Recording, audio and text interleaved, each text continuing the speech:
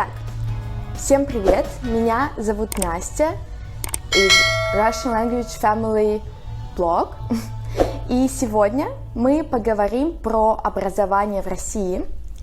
И сначала я вам расскажу про стандартное образование для российского гражданина, а потом я также поделюсь информацией, как иностранцу, человеку из другой страны, можно поступить в российский университет. И я думаю, что первой ступенью образования считается даже не школа в России, а детский сад. Большинство детей ходят в детский сад, начиная с 3 лет. В 3 года родители отдают их в ясли. Это специальная группа для более маленьких детей. И как раз до 6 лет ребенок ходит в детский сад, и в 6-7 лет он идет в школу, в 1 класс. И с 1 по 4 класс это называется начальные классы, и как раз в эти года ребенок или уже школьник, он знакомится с атмосферой, знакомится с базовыми предметами, такими как базовая математика, русский язык, чтение, также рисование или ИЗО, урок труда. Это урок, на котором дети учатся быть креативными и создают разные поделки, мастерят что-то своими руками или готовят. Также урок музыки, урок природоведения. Обычно урок природоведения – это как база перед биологией, это урок обо всем, что нас окружает. И, конечно, иногда есть больше углубления. Если, например, это школа с углублением в естественные науки, то могут быть более сложные предметы также и в начальной школе. Например, у моей знакомой, у ее сестры в 4 классе есть уже биология, то есть углубление в биологию. И, допустим, у моей другой подруги, у нее есть брат, который учится в школе с уклоном на иностранные языки. И если в обычной школе чаще всего есть один иностранный язык, английский в начальной школе, то у брата моей подруги есть целых 3 начальных иностранных языка. Он учит английский, французский и испанский. Но, конечно, это скорее исключение, чем правило, потому что, да, в России обычно со 2 класса учат иностранный язык, но в основном 1, а не 3. И после начальной школы начинается средняя школа, это 5-9 класс. И как раз в средней школе школьник может выбрать какой-то профиль направления, профильный класс, в котором будет идти углубление на какой-то конкретный предмет или несколько предметов, например, физико-математический класс, если ребенок хочет связать свою жизнь в будущем с этими науками, или если сейчас ему интересна математика или физика в перспективе. Также бывает химико-биологический класс, бывают классы с гуманитарным уклоном, обычно это языки, несколько языков, литература, история и обществознание. То есть, конечно, у всех школьников в средней школе одинаковые предметы, но в зависимости от того, профиль с каким уклоном вы выберете, в какой класс вы пойдете, у вас может быть больше часов того или иного предмета. Но, конечно, это не во всех школах, потому что в России есть, в основном в России государственные школы. Я думаю, что здесь не так популярны частные школы, как, например, в Америке. Но они есть, но не очень популярны. В основном туда ходят дети богатых людей, я думаю. Но также есть общеобразовательные школы, а есть школы с уклоном в какие-то предметы. Есть лицеи, есть гимназии, и обычно обучение в таких школах считается более перспективным. Считается, что в таких школах лучше учителя, считается, что в таких школах лучше подготовка. И чаще всего, чтобы поступить в такую школу, нужно сдать какой-то экзамен. Например, я думаю, если ты поступаешь в лицей или в гимназию в первый класс, то нужно сдать экзамен как на общее развитие. Я думаю, что чаще всего дети уже умеют читать, те, которые поступают в такую школу, могут посчитать какие-то простые, сделать какие-то простые вычисления, да. В такую школу возможно поступить и позже, и во втором классе, или как раз в среднюю школу, но просто нужно сдавать экзамены, чтобы подтвердить, что ты будешь успевать за более сложной школьной программой. И в основном, я думаю, что следующие предметы есть и изучаются в средней школе в России. Это алгебра, геометрия, физика, химия, обществознание, экономика, русский язык, конечно, иностранный, 1 или 2, в основном английский, также литература, физкультура. И очень многие не любят физкультуру, я думаю, особенно девочки. Ну, конечно, это может быть немножко заблуждение. Просто, может быть, мои знакомые девочки не очень любят физкультуру. Но я думаю, это зависит, опять же, от человека. Ну, и, конечно, если у тебя еще какой-то профиль, то ты можешь изучать дополнительные предметы по своему профилю. Не в смысле ты можешь выбирать, но в смысле, если ты учишься в школе, в которой есть классы с уклоном, например, с уклоном на гуманитарные науки, то, скорее всего, в зависимости от профиля могут быть дополнительные предметы. Например, в некоторых школах или в некоторых классах есть астрология. So guys, first I'd like to thank you for watching this video, and I hope that it will be useful for you. And if you want to get even more use out of this video, I recommend you to go to my Patreon by the link in the bio and download scripts I made for you from this video.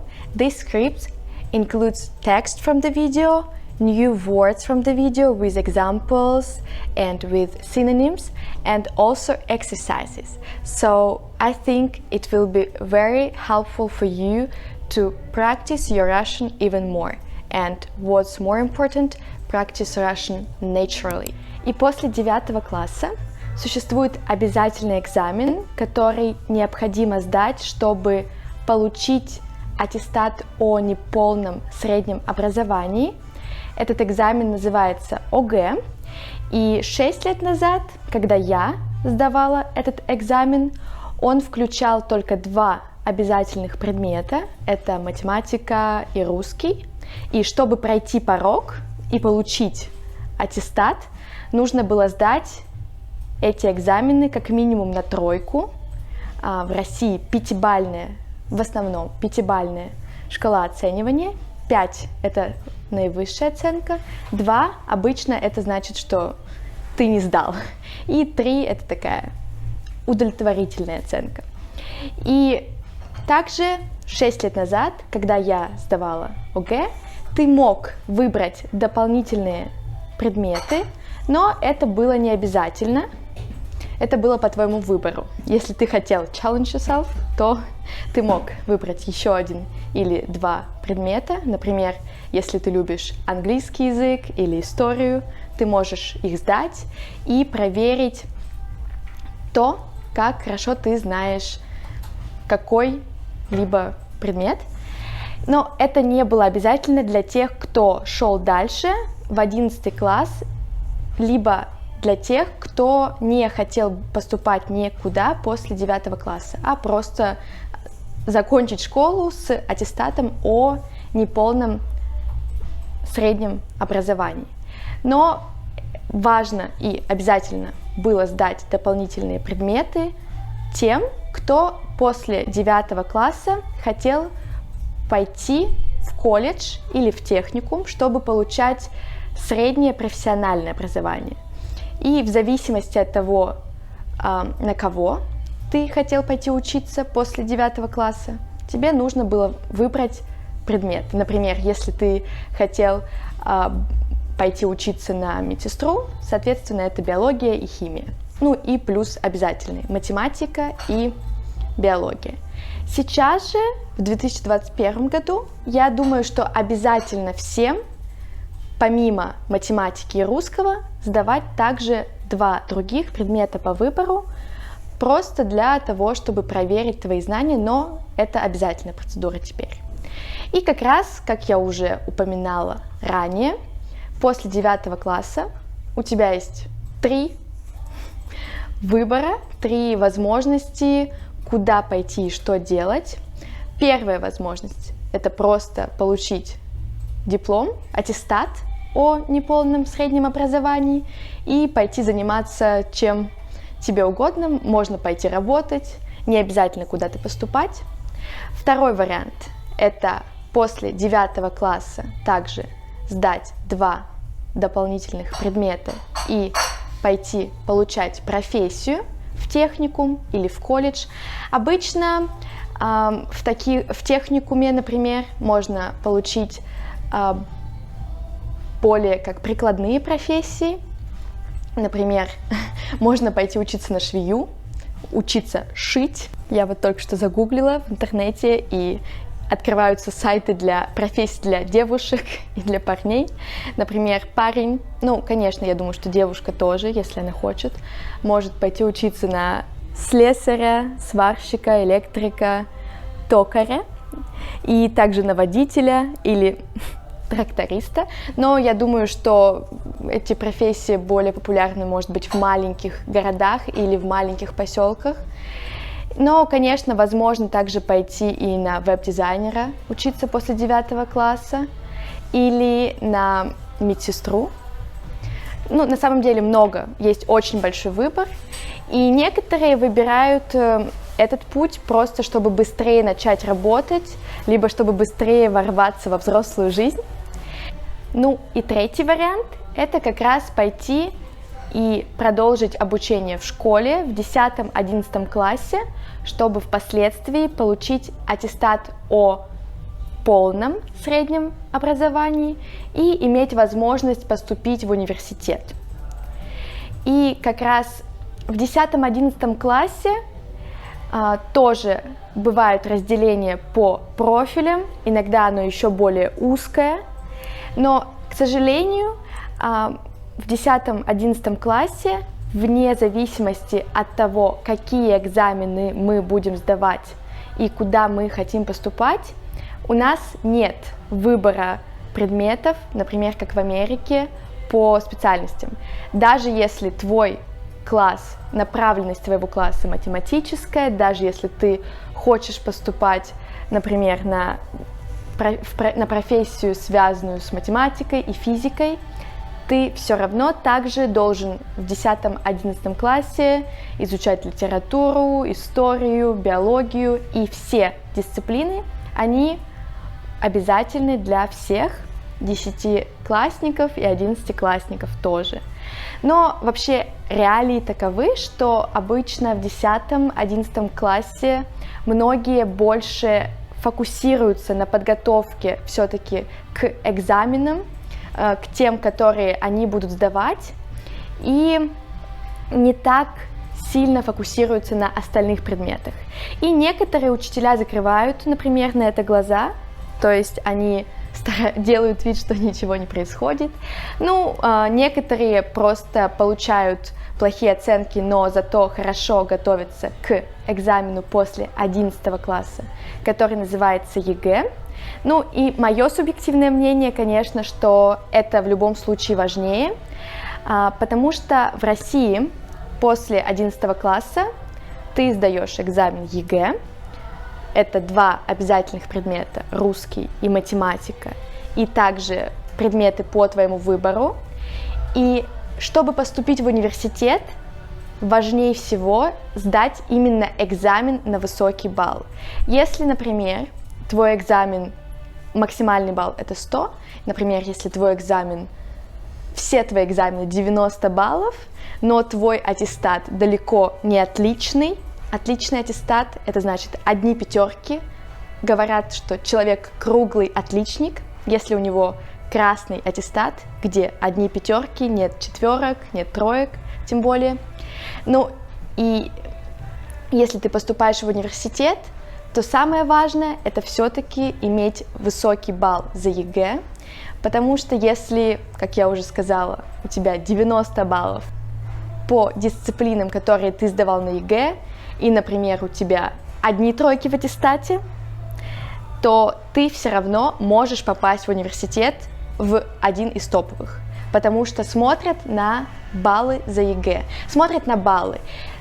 Аттестат, если ты круглый отличник, если у тебя нет четверок и троек, аттестат тоже дает сколько-то баллов, в разных университетах по-разному. Я думаю, что максимально это 10 баллов. 10 баллов это 1/10 от одного экзамена. Например, когда я поступала в лингвистический университет, я сдавала русский, английский и историю. Математику я тоже сдавала, но она не считается. Ее главное, если ты, допустим, гуманитарий, как я, если ты лингвист, то тебе не нужен высокий балл по математике. Даже более того, ты сдаешь не профильную математику, а базу. И если ты сдаешь базу, тебе главное получить тройку. Ну, хотя бы тройку, также возможно получить четверку, либо пятерку. В базовой математике не 100-бальная система за экзамен. Если ты получаешь тройку, пожалуйста, делай, что хочешь, поступай, куда хочешь. И вот, я должна была сдать историю, русский и английский. И допустим, за русский я получила 91 балл, по-моему, за историю 86, и за английский, по-моему, около 90 баллов. Это считается хороший балл, и с такими баллами можно поступить в университет, можно поступить в хороший университет на хорошую специальность бесплатно, я имею в виду, конечно. И вне зависимости от того, какие у меня были оценки, я поступила в университет. Могу сказать, что оценки у меня были не лучшие. И если бы, например, я была отличницей, что далеко не правда, я бы получила, да, дополнительные 4 балла к общему результату, но это может быть чуть-чуть важно, но мне кажется, что важнее больше фокусироваться именно на подготовке к ЕГЭ, потому что в конечном итоге it matters больше, чем оценки в школе. Я знаю, что, например, в Америке и в Мексике, я тоже знаю, по-другому важны оценки и экзамен, но в России именно чтобы поступить в университет, важен больше всего экзамен. Иногда, чтобы поступить в университет, также есть дополнительный экзамен в самом университете, но это скорее исключение. Например, из тех университетов, куда я хотела поступать в топовые, поэтому там были вступительные экзамены, например, в МГУ или в МГИМО, были экзамены по языкам внутренние, они более сложные, чем ЕГЭ, и также были экзамены по истории, нужно было написать эссе на какую-то тему, и эти баллы тоже, конечно, суммируются с ЕГЭ, они тоже очень важны, но это исключение. В основном дополнительные экзамены есть только в самых-самых топовых вузах. Даже если университет топовый, но чуть-чуть пониже, чем топовый, там может не быть спокойно вступительных экзаменов. Например, в моем университете я знаю, что раньше я учусь в МГЛУ, Московский государственный лингвистический университет. Я знаю, что раньше в моем университете были экзамены вступительные по языку, но сейчас их нет. по крайней мере, когда я поступала. И как раз после 11 класса, если ты не бросаешь учебу на всю жизнь и решаешь идти работать или не работать, а идешь в университет, ты можешь поступить на бакалавриат. Это чаще всего это 4 года, за исключением некоторых профессий, обычно связанных с медициной, потому что я думаю, что там как минимум, я думаю, что там минимум 5 или 6 лет. И плюс еще там магистратура, аспирантура. Но если ты, допустим, как я, простой лингвист, ты поступаешь на 4 года на бакалавриат, либо на специалитет, это 5 лет. И считается, что в России специалитет заменяет бакалавриат плюс магистратуру.